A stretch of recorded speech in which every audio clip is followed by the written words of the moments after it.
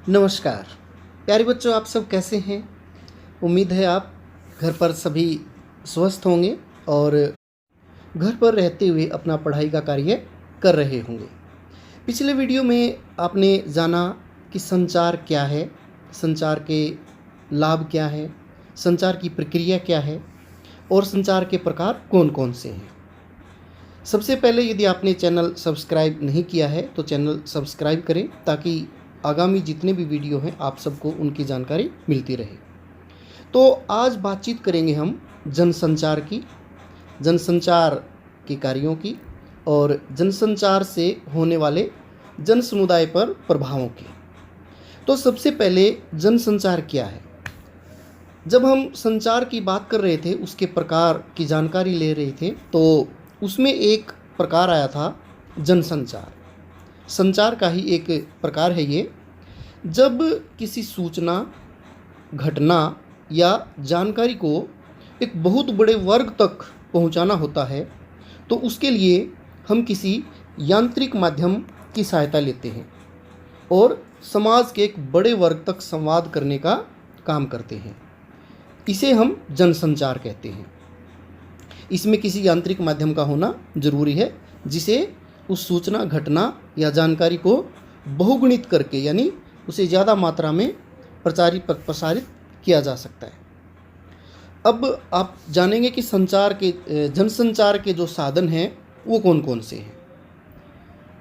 यदि थोड़ा सा हम आपसे पूछें कि आपको आपके परीक्षा परिणाम की खबर किससे प्राप्त होती है, किसी पूरे हरियाणा भर में कोई घटना, सूचना, जानकारी देनी हो तो उसके लिए हम किस साधन का प्रयोग करेंगे। हाँ, आप समझ गए। निश्चित तौर से ही हम इसके लिए सहारा लेंगे समाचार पत्र का, रेडियो का, टेलीविज़न का, सिनेमा और इंटरनेट का। ये ऐसे बड़े माध्यम हैं जिनकी सहायता से हम बहुत बड़े वर्ग तक अपनी सूचना, जानकारी या घटना को बता सकते हैं। तो जनसंचार को आपने समझा, जनसंचार के माध्यम आपने जाने। अब हम बात करेंगे कि ये जो जनसंचार है, अंग्रेजी में इसे बोलते हैं मास कम्युनिकेशन। जनसंचार की विशेषताएं क्या है। जनसंचार में संचार की भांति एक तो सीधा संवाद नहीं होता, इसमें यांत्रिक माध्यम के द्वारा होता है और इसकी विशेषता ये है कि इसमें प्रतिक्रिया यानी कि जो फीडबैक है वो प्रतिक्रिया तुरंत प्राप्त नहीं होती। जनसंचार माध्यमों से जो संदेश प्रसारित किए जाते हैं, प्रकाशित किए जाते हैं, उनकी प्रकृति सार्वजनिक होती है। संचार जैसे मौखिक, अमौखिक, अंतर्वैयक्तिक, अंतर्वैयक्तिक और समूह में होता है, जनसंचार में यह बड़े स्तर पे होता है। इसमें संचारक और प्राप्तकर्ता के बीच कोई सीधा संबंध नहीं होता। जनसंचार के लिए एक औपचारिक संगठन की आवश्यकता पड़ती है। इस बात को आप इस तरीके से समझें कि यदि समाचार पत्र का प्रकाशन करना है तो उसके लिए एक संगठन चाहिए। उसके लिए संपादक, उपसंपादक, ब्यूरो चीफ, रिपोर्टर, प्रतिनिधि और फिर उन सब के लिए जो आधारभूत ढांचा है और सभी प्रकार के जो साजो सामान है, मशीनरी है, उस सब की हमें आवश्यकता पड़ेगी। तो इस प्रकार एक औपचारिक संगठन, चाहे वो समाचार पत्र हो, रेडियो हो, टेलीविज़न हो या सिनेमा या इंटरनेट हो, इन सब के लिए एक औपचारिक संगठन की आवश्यकता है। तो ये जनसंचार की विशेषता। एक और विशेषता कि जनसंचार में अनेक व्यक्तियों के सहयोग से संचार होता है, यानी एक टीम वर्क चाहिए। तो अभी आपने जाना कि जनसंचार क्या है, जनसंचार के माध्यम और जनसंचार की विशेषताएं। अब हम चर्चा करेंगे कि जनसंचार के कार्य क्या हैं। जनसंचार के कार्य बहुत सारे हैं। आप देखेंगे कि जनसंचार माध्यम आपने जाना कि समाचार पत्र, रेडियो, टेलीविज़न, सिनेमा, इंटरनेट, ये सब जनसंचार के जो माध्यम हैं ये करते क्या क्या हैं। सबसे पहला हमें सूचना मिलती है, यानी पहला कार्य सूचना देना। जनसंचार माध्यम जितने भी हैं इन सब से हमें बहुत सारी सूचनाएं मिलती है और सूचनाएं भी केवल अपने आसपास की नहीं, ज़िले की नहीं, राज्य की नहीं, पूरे देश की और पूरे दुनिया भर की।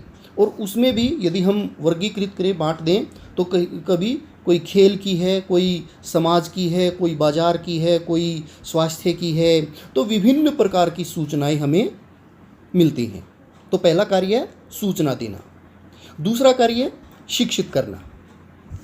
जनसंचार के माध्यम हमें जागरूक बनाते हैं। जनता को जागरूक करने में इनका बड़ा योगदान है। हमें शिक्षा मिलती है। शिक्षा भी उसी प्रकार पूरे देश दुनिया, विभिन्न वर्गों की, विभिन्न प्रकार के कार्यों की, विभिन्न प्रकार के समाजों की। तो दूसरा कार्य शिक्षित करना। पहला कार्य क्या था? सूचना देना। दूसरा कार्य शिक्षित करना। तीसरा कार्य मनोरंजन करना। आप पढ़ते पढ़ते बोर हो गए, आपको लगा कि भाई समय व्यतीत नहीं हो रहा, तो इस समय आप क्या करते हैं? मनोरंजन के लिए आप समाचार पत्र पढ़ते हैं, उसमें वर्ग पहेली भरते हैं, उसमें खेल की अपनी मनपसंद की जानकारी देखते हैं। तो मनोरंजन के लिए आप रेडियो चलाते हैं, गाने सुनते हैं, टेलीविज़न पर आप अपनी मनपसंद का धारावाहिक देखते हैं, गीत संगीत का आप सहारा लेते हैं। तो उसी प्रकार मोबाइल के द्वारा या रेडियो के द्वारा या इंटरनेट के माध्यम से विभिन्न प्रकार का आप मनोरंजन करते हैं। तो तीसरा महत्वपूर्ण कार्य है मनोरंजन करना। पहला था सूचना देना, दूसरा शिक्षित करना और तीसरा मनोरंजन करना। जनसंचार का महत्वपूर्ण कार्य है एक एजेंडा तय करना। एजेंडा यानी कि जो मुद्दा है, वर्तमान में कौन सा मुद्दा प्रभावी है, वर्तमान में किस कार्य पर ज़्यादा करने की, जोर देने की आवश्यकता है। यदि हम अब देखें, वर्तमान में कोरोना वायरस फैला हुआ है। इस कोरोना संक्रमण काल में जो मुद्दे उभर कर के आ रहे हैं, उन पर जनसंचार माध्यम रोज़ाना चर्चा करते हैं। देश दुनिया के समाज के सामने, सरकार के सामने ऐसे मुद्दे रखते हैं। अभी जैसे आप घरों में बैठे हैं, स्कूल बंद हैं, तो ऑनलाइन पढ़ाई का एक मुद्दा है भी, बच्चों को कैसे पढ़ाया जाए इस ऐसे माहौल में जब स्कूल बंद हो, परीक्षा परिणाम कैसे हो, श्रमिकों की समस्या है, उन्हें कैसे भेजा जाए एक राज्य से दूसरे राज्य में, इस प्रकार के अनेक तमाम मुद्दे। तो वो जो एजेंडा है वो सब ये जनसंचार तय करता है। आप रोज़ाना बहस देखते हैं टीवी चैनल्स पर, उसमें अनेक मुद्दों पर चर्चा होती है, अनेक विशेषज्ञ बुलाए जाते हैं। तो ये बड़ा महत्वपूर्ण कार्य है जनसंचार माध्यम का, चाहे वो रेडियो हो या फिर टेलीविज़न हो। ये सब एक हमारे समाज के सामने, सरकार के सामने एजेंडा तय करते हैं। तो महत्वपूर्ण कार्य है एजेंडा तय करना। इसके बाद जनसंचार का एक और महत्वपूर्ण कार्य है, वो है निगरानी करना। निगरानी यानी कि कोई निर्माण कार्य चल रहा है, कोई सरकार का बहुत बड़ा प्रोजेक्ट है, उसमें मसाला ठीक लग रहा है, निर्माण कार्य सही चल रहा है, किसी ने कोई गड़बड़ तो नहीं कही, और कहाँ राशन का वितरण हो रहा है, किसे मिल रहा है, किसे नहीं मिल रहा। इस प्रकार अनेक ऐसे माध्यम हैं, अनेक ऐसे तरीके हैं जिनसे जनसंचार माध्यम समाज पर की ज़रूरतों पर, सरकार के कार्यों पर और किसी निकाय द्वारा, संगठन द्वारा, संस्था द्वारा कोई अनियमितता बरती तो नहीं जा रही, इन सब पर वो निगरानी रखते हैं। तो ये एक बड़ा महत्वपूर्ण कार्य है निगरानी रखना। जनसंचार का अगला महत्वपूर्ण कार्य है विचार विमर्श के लिए मंच प्रदान करना। यह एक महत्वपूर्ण कार्य है और आप देख रहे हैं कि लोकतंत्र में विभिन्न विचारों की अभिव्यक्ति होती है और उन अभिव्यक्ति के लिए एक मंच प्रदान करने का कार्य जनसंचार माध्यम करते हैं। आप देखेंगे समाचार पत्र में एक संपादकीय पृष्ठ पर एक कोना होता है जिसमें हम अपनी किसी भी मुद्दे पर अपनी राय, अपने विचार व्यक्त कर सकते हैं। ऐसे में कुछ समाचार पत्र पाठकनामा, चिट्ठी आई है, आपके पत्र आदि एक कॉलम, एक स्थान रखते हैं और उन पर कुछ पाठकों की प्रतिक्रिया को, अभिव्यक्ति को स्थान देते हैं। उसी प्रकार रेडियो पर भी आपके एसएमएस के द्वारा, मेल के द्वारा जो प्रस्तुत करता है वो आपसे संपर्क में रहते हैं, आपकी बात सुनते हैं, विचार जानते हैं। टेलीविज़न पर भी तो एक सभी जनसंचार माध्यम हमारे लिए विचार विमर्श का एक मंच प्रदान करते हैं। तो ये जितने भी जनसंचार के माध्यम हम कहें तो ये सब हमारे लिए बहुत सारा कार्य कर रहे हैं। एक बार फिर से हम उनको दोहराएंगे: सूचना देना, शिक्षित करना, मनोरंजन करना, एजेंडा तय करना, निगरानी करना और विचार विमर्श के लिए मंच प्रदान करना। तो आपने अभी जाना कि जनसंचार के कार्य क्या क्या है। उम्मीद है आपको ये सब समझ में आ गए होंगे। आइए अब जानते हैं जनसंचार माध्यमों के जन सामान्य पर पड़ने वाले प्रभावों के बारे में, या यूँ कहें कि जनसंचार माध्यमों की संभावनाएं क्या हैं और इनके नकारात्मक प्रभाव क्या क्या हैं।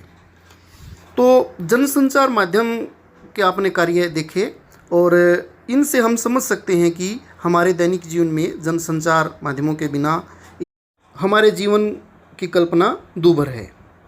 यूँ कहें कि जनसंचार के माध्यम जन सामान्य की प्रमुख आवश्यकता बन गई हैं और इन जनसंचार माध्यमों ने हमारे जीवन को इतना प्रभावित किया है कि इनके बिना हम सोच भी नहीं सकते। बहुत सारे निर्णय लेना और बहुत सारा जो प्रभाव है वो इनके द्वारा समाज पर पड़ा है। तो अब देखते हैं कि ये किस प्रकार का प्रभाव है, सकारात्मक है, नकारात्मक है। तो पहले हम इसके जो सुप्रभाव यानी अच्छा प्रभाव पड़ा है उस पर चर्चा करेंगे। सबसे पहले जनसंचार माध्यमों से हमें बहुत सारे विषयों की, बहुत सारी वर्गों की, समाज की विभिन्न विभागों की जानकारी मिलती है, सूचना मिलती है। दूसरा, लोगों के लिए मनोरंजन, ज्ञानवर्धन, पर्यटन, शिक्षा, विज्ञापन, पर्यावरण, खेलकूद, अध्यात्म, इन सभी प्रकार के जो माध्यम हैं वो जनसंचार के द्वारा ही उपलब्ध हो पाते हैं। जनसंचार का तीसरा बड़ा प्रभाव लोकतांत्रिक प्रक्रिया को मजबूती प्रदान करना। आप सुनते हैं, जानते हैं कि मीडिया को लोकतंत्र का चौथा स्तंभ कहा जाता है। तो लोकतांत्रिक प्रक्रिया जितनी भी है उन सब जनता की आवाज़ बन करके सरकार तक पहुंचाने का और उस पर प्रभाव डालने का, विभिन्न प्रकार की नीतियां बनाने का जनसंचार माध्यम काम कर रहे हैं। तो इससे हमारी लोकतांत्रिक प्रक्रिया मजबूत बनती है। चौथा कार्य, जनसंचार माध्यमों ने लोगों को जड़ता का मार्ग छोड़कर सक्रियता की राह अपनाने की प्रेरणा दी है। यानी कि हम एक्टिव रहें, काम करें, लगातार सतत अपना जो लक्ष्य है उसकी प्राप्ति के लिए काम करें। वो उसे प्राप्त करने में जनसंचार माध्यम हमारी मदद करते हैं, हमें सक्रिय रहने की प्रेरणा देते हैं। पांचवा महत्वपूर्ण कार्य, जनसंचार माध्यम केवल सरकार के कामकाज की निगरानी ही नहीं करते बल्कि सरकार के फैसलों के खिलाफ भी आवाज़ उठाती हैं। कहाँ किस क्षेत्र में, किस विभाग में गड़बड़ है, कहाँ किसने जिम्मेदारी से कार्य नहीं किया, कौन कितना सही कर रहा है, तो इस प्रकार के जो फैसले हैं उन पर भी जनसंचार माध्यम प्रभाव डालते हैं। जनसंचार माध्यम मनोरंजन के साथ साथ विकास का संदेश बड़े सार्थक ढंग से पहुंचाते हैं। किस योजना से, अभी आपने देखा आयुष्मान योजना से 1 करोड़ व्यक्तियों को लाभ पहुंचा है, हमें जनसंचार माध्यम से जानकारी मिली। हमें सूचना मिलती है कि पश्चिम बंगाल और ओडिशा में कोई तूफान आने वाला है, तो लोग उससे जागरूक हो जाते हैं। तो और विभिन्न प्रकार के अभी बहुत सारी योजनाएं हैं जिनसे इतने लोगों को लाभ हुआ, तो वो सब पहुंचाने का कार्य जनसंचार माध्यम करते हैं। और आखिर में जनसंचार माध्यमों का सबसे बड़ा जो प्रभाव हम मानेंगे कि जनसंचार माध्यम लोगों को जागरूक करते हैं। अभी आप देखें कोविड-19, ये जो कोरोना वायरस जो फैला हुआ है, इसमें लोगों को कितना जागरूक किया। जनसंचार माध्यमों का बड़ा रोल है, बहुत बड़ी भूमिका है। कैसे हमें इससे बचाव रखना है, सभी प्रकार के जनसंचार माध्यमों से संदेश प्रसारित किए गए और लोग इससे जागरूक हुए हैं और इसकी पहुंच से दूर हुए हैं। कोरोना से उन लोगों ने अपने आप को बचाया है। तो सबसे बड़ा प्रभाव जागरूक करने का। तो ये सुप्रभाव थे, अच्छे प्रभाव थे। और अब हम बात करेंगे जनसंचार माध्यमों के कुप्रभाव की। बुरा प्रभाव क्या है। अब हर चीज़ के 2 पहलू होते हैं। देखिए, जहाँ लाभ है वहाँ हानि भी है। कुछ माध्यम जैसे टेलीविज़न, सिनेमा, ये लोगों को काल्पनिक और लुभावनी कथाओं के माध्यम से, कहानियों के माध्यम से एक नकली यानी आभासी दुनिया में पहुंचाते हैं और उस दुनिया को कुछ लोग सच भी मान लेते हैं, उनसे प्रेरित हो जाते हैं। बहुत सारे लोग तो अपराध भी उनको देख करके अपराध सीख जाते हैं। बहुत सारे ऐसे किस्से आए हैं, ऐसी स्टोरियाँ आई हैं जो जब अपराधियों ने बताया कि उन्होंने ये सब कार्य फिल्म देख करके किया या सिनेमा में देख करके उन्होंने ऐसा कार्य किया, यानी कि लोगों को एक नकली दुनिया में ले जा रहे हैं, आभासी दुनिया है। दूसरा हम देखें बुरा प्रभाव, लोगों में पलायनवादी प्रवृत्ति पैदा हो रही है। लोग अपने जो सही कार्य हैं उससे भटक जा रहे हैं। सिनेमा में समाज में हिंसा, अश्लीलता और असामाजिक व्यवहार को प्रोत्साहित करते हैं। चाहे खलनायक कितना ही शक्तिशाली हो, कितना ही फैशनेबल हो, उसे इस प्रकार से प्रस्तुत किया जाता है, उसका महिमा मंडन किया जाता है। बुरी आदतों को ये प्रोत्साहित कर रहे हैं कहीं ना कहीं, किसी न किसी प्रकार से। आगे कुछ जनसंचार माध्यम ऐसे हैं जो राष्ट्रहित की अपेक्षा अपने व्यावसायिक हितों को बढ़ाते हैं, उनको ध्यान में रख करके कार्यक्रम का प्रसारण करती हैं। यानी कि एक प्रकार का जैसे इन्हें जो विज्ञापन मिलते हैं उन्हें इस बात से महत्व नहीं है कि उसमें नैतिकता कितनी है, इससे बच्चों पर क्या प्रभाव पड़ रहा है, यह समाज में दिखाने योग्य है या नहीं है। वो ये अपने बस व्यावसायिक हित देखते हैं। एक यह भी बड़ा कुप्रभाव है। जनसंचार माध्यमों का कुप्रभाव लोगों पर इस प्रकार भी पड़ रहा है कि किसी चीज़ के प्रति अप्रतिबद्ध या अनिश्चित हो जाते हैं, यानी कि लोगों में अनिश्चितता की भावना रहती है।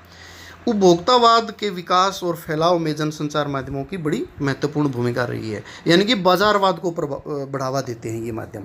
और बहुत से ऐसे माध्यम हैं जो कि अनावश्यक मुद्दों को उछाल करके समाज में अराजकता फैलाते हैं। आपने देखा होगा कि बहुत सारी ऐसी वायरल खबरें हैं, वो बढ़ावा जिनको मिल रहा है इंटरनेट पर, जो कि गलत सूचनाएं हैं, बहुत सारी ऐसी अफवाह फैल जाती हैं। तो इंटरनेट पर बहुत सारी ऐसी अफवाह फैलने के कारण बहुत सारे जान माल की हानि का नुकसान होता है, और वो सरकार के लिए, किसी विभाग के लिए, समाज के लिए एक चिंता बन जाती है। तो कुल मिलाकर के हम यदि बात कहें कि हर सिक्के के दो पहलू हैं, तो जहां जनसंचार माध्यमों का लाभ है वहां बहुत सारी हानियां भी हैं। अब एक जो प्रयोग करने वाला है इन जनसंचार माध्यमों से, जो प्रभावित होता है, उसे विवेक रखना चाहिए और इनका संचालन किस प्रकार कैसे करना है, उनसे कैसे सही जानकारी प्राप्त करनी है, वो सब एक दर्शक को, एक पाठक को, एक श्रोता को अच्छे प्रकार से सोच समझ करके करना चाहिए। तो उम्मीद है आज का वीडियो आपको ज़रूर पसंद आया होगा। आप चैनल सब्सक्राइब ज़रूर करें और इसी प्रकार से आगे घर पर रह करके अपना पढ़ाई का कार्य करते रहें। आप भीड़ से बचें और सरकार के द्वारा जो कोविड-19 वायरस के फैलाव को रोकने के लिए जो उपाय बताए गए हैं उन सब का पालन करें, औरों को भी जागरूक करें। बहुत बहुत धन्यवाद।